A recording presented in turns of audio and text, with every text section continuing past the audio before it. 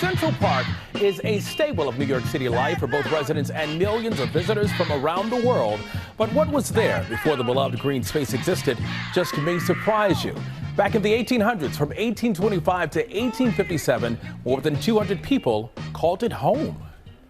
Seneca Village. Chances are you've never heard of it. This flourishing African-American settlement was right in the middle of modern-day Central Park, home to a vibrant group of black property owners. And over the past few decades, historians, New Yorkers, and Seneca descendants have started preserving and sharing this once-forgotten story, like Diane Jones Randall. I grew up with a father who was very interested in history. Diane is the daughter of the late Cal Jones, a passionate historian who devoted much of his life to uncovering and sharing the story of Seneca Village. One of the things that was important to him was understanding where we all came from. There was this population of African-American working class people who were the first significant group of homeowners, of property owners in New York in the mid-1800s. And it's so hard to believe that it was right here where we are in Central Park. They built homes, they built schools, they built churches, and they built their own finances. And they were able to do it at a time when that was not an easy thing for black people. And it's a beautiful story when you hear of it, but it's also a sad story because I want to ask the question, okay, what happened? The city utilized the power of eminent domain and decided this is where Central Park is going to be. So it was a story of the removal of a population of people who had established homes. And that story has happened in other places. Eminent domain refers to the power of a government to take private land for public use.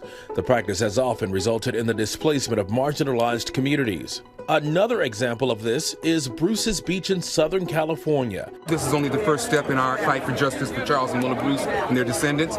In the 1920s, the city seized that land from the Bruce family using the power of eminent domain. In a very rare turn of events, in 2021, the city restored the land to the descendants of the family, land that is worth millions today. Are people ever shocked when they hear this story? Central Park has a singular story. It's like you talk about Central Park, you don't think about the street grid, you don't think about the people who lived there before. You're experiencing the now moment. I think that's the sad thing about Black history is everybody sees it at this point of negative interaction, and there was that, but there's also this history of what we did carve out in our lives here and how we contributed. And we're not willing to look at the bright side. We can't really understand what was lost. So when African Americans left Seneca Village, where did they go?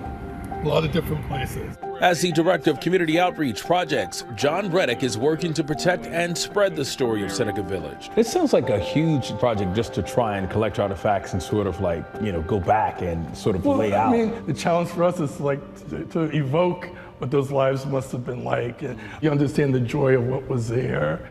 Today, the site of records of Seneca Village provide a wealth of information for those eager to learn about the past. But the truth remains that a thriving community was disbanded to create public space. Now, Diane, John, and others are focused on continuing to tell the story of this uniquely preserved piece of American history.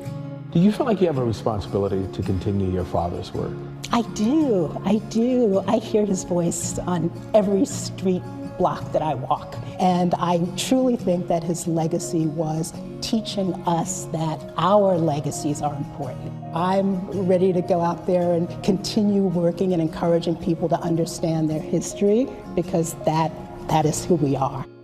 And this story is so important on so many levels. I mean, so many people here in the tri-state know about it, but very few across the country have ever heard of this story here. Yeah, Central Park, it's prime real estate. It is prime real estate. And our many thanks to Haley, who produced this piece. And thanks to Diane Jones Randall and John Reddick for sitting down with me, and to the folks over at Central Park for sharing that story with us.